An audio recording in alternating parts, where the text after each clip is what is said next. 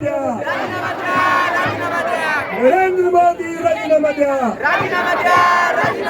धर्मेंद्र प्रधान झाकी है, नरेंद्र मोदी बाकी है, धर्मेंद्र प्रधान झाकी है। नरेंद्र मोदी बाकी है।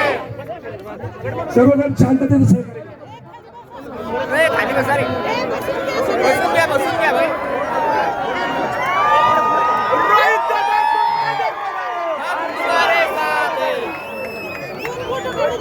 एकतर तुम्ही सर्वांनी मिळून म्हणजे महाराष्ट्रातले सर्व युवा विद्यार्थी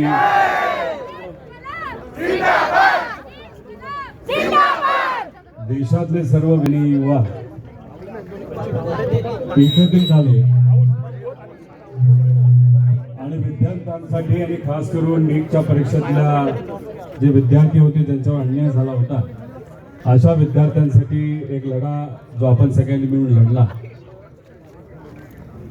अभिजित भाऊ असतील, त्यांचा मित्र परिवार असेल, त्यांना पाठिंबा देणारे सर्व युवा वर्ग यांनी जे सातत्य ठेवलं आणि त्यांना पाठिंबा जो वाढत गेला आणि 20 तारखेला त्या दिवशी सरकारने सामान्य युवांवर जो क्रूर पद्धतीने लाठीचार्ज केला आणि त्याच्यानंतर अख्खा देश एक झाला आणि त्या एकीचा विजय काल झालेला आपण सगळ्यांनी तिथं बघितला। त्यामुळे ज्या ज्या लोकांनी या आंदोलनाला पाठिंबा दिला त्यांचं मनापासून इथं आभार व्यक्त करतो। आम्ही सोशल मीडियावर सातत्याने संपर्कात होतो, भूमिका मांडत होतो। छत्रपती संभाजीनगरमध्ये अभिजित भाऊ जेव्हा तिथं आले होते तेव्हा मी आणि ते एकत्रित मिळून युवांसाठी एक लढा, तिथे असणारे विद्यार्थी जे लढत होते त्याच्यामध्ये आम्ही सहभाग घेतला होता।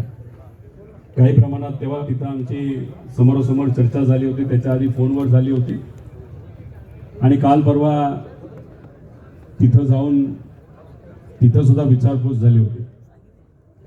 खरं तर हा लढा कुठल्या राजकीय पक्षाने लढलेला नाही, हा सामान्य परिवारातले युवा एकत्रित होऊन त्यांनी तो लढलेला आहे।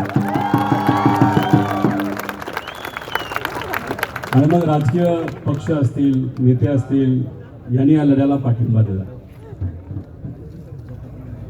भाजपमधले काही पदाधिकारी, नेते आणि 10 पैशाची त्यांची ट्रोलिंग टीम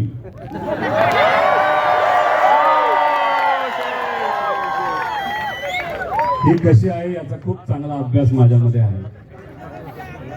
हा लढा अराजकीय सुरुवातीपासून होता याचा अंदाज तुम्हा आपल्या सगळ्यांना होता, पण जर सुरुवातीपासून राजकीय नेते, राजकीय पक्ष या व्यासपीठावर जर दिसले असते तर हा जो सामाजिक लढा होता जो तुम्ही उभा केला होता त्याला एक वेगळा रंग भाजपने दिला गेला असता। जे सोशल मीडिया ट्रोल आहेत त्यांना 10 पैशावर काम करावं लागतं आणि ज्यांचा अहंकार म्हणजे अंधभक्तांचा अहंकार तुम्ही जो काल मोडला, अशा अंधभक्तांनी या तुमच्या आपल्या सगळ्यांच्या आंदोलनाला वेगळी दिशा दिली असती।